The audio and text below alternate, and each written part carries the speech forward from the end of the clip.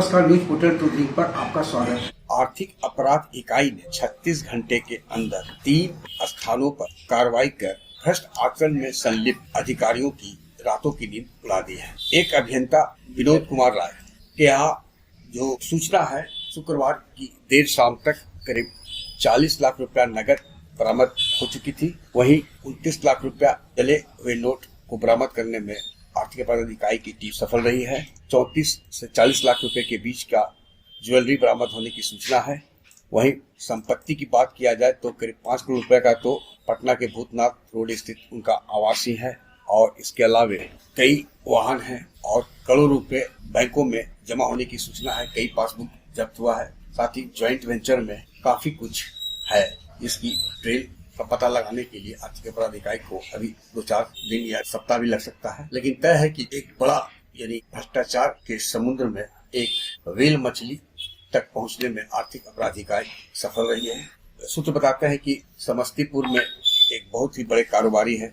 उनके 3 पुत्रों के नाम पर सिंचाई महकमा से लेकर ग्रामीण विकास विभाग में 5-6 अरब का कार्य चल रहा है। अमूमन औसतन प्रत्येक वर्ष होता है। राजनीतिक गलियारों में चर्चा है कि एक राजनेता के चुनाव में पूरा फंडिंग में कहीं न कहीं अहम भूमिका राय जी के करीबियों का रहा है। यह स्पष्ट नहीं है, लेकिन इसका भी पता लगाने का प्रयास आर्थिक अपराध इकाई करेगी नहीं, यह तो भविष्य बताएगा। लेकिन तय है कि शक की गुंजाइश और सुई वहां भी जा रही राजनीतिक नेता की ओर। बड़े नाम है। उसके अलावे एक बात की तारीफ तो करनी होगी आर्थिक अपराध इकाई की कि गुरुवार की शाम यह सूचना थी कि सीतामढ़ी से करोड़ रुपया लेकर इनोवा कार पर सवार इंजीनियर विनोद राय पटना के भूतनाथ स्थित अपने आवास पर पहुंचने वाले हैं। आर्थिक अपराध इकाई की टीम जब वहां पहुंची तो घर में अंदर से बंद था और श्रीमती राय बता रही थी आर्थिक अपराध इकाई की टीम को कि वे अकेली है, घर में रात में वे प्रवेश नहीं करने देगी। सर्च वारंट के बावजूद आर्थिक अपराध इकाई की टीम के सदस्यों के साथ वे उलझती रही।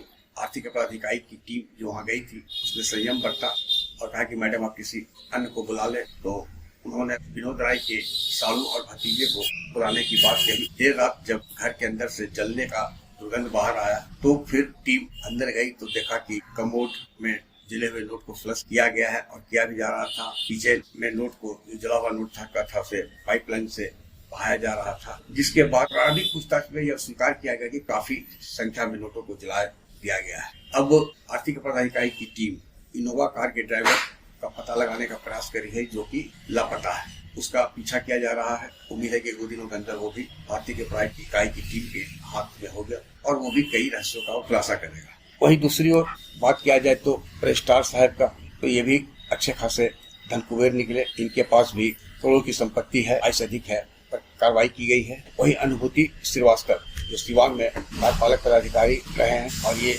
इनका तो ये मानना है कि दिल है कि मानता नहीं है और ये अपनी पत्नी नलिनी प्रकाश के नाम पर सेल कंपनी के जरिए कई करोड़ रुपए का ट्रांजेक्शन किया है।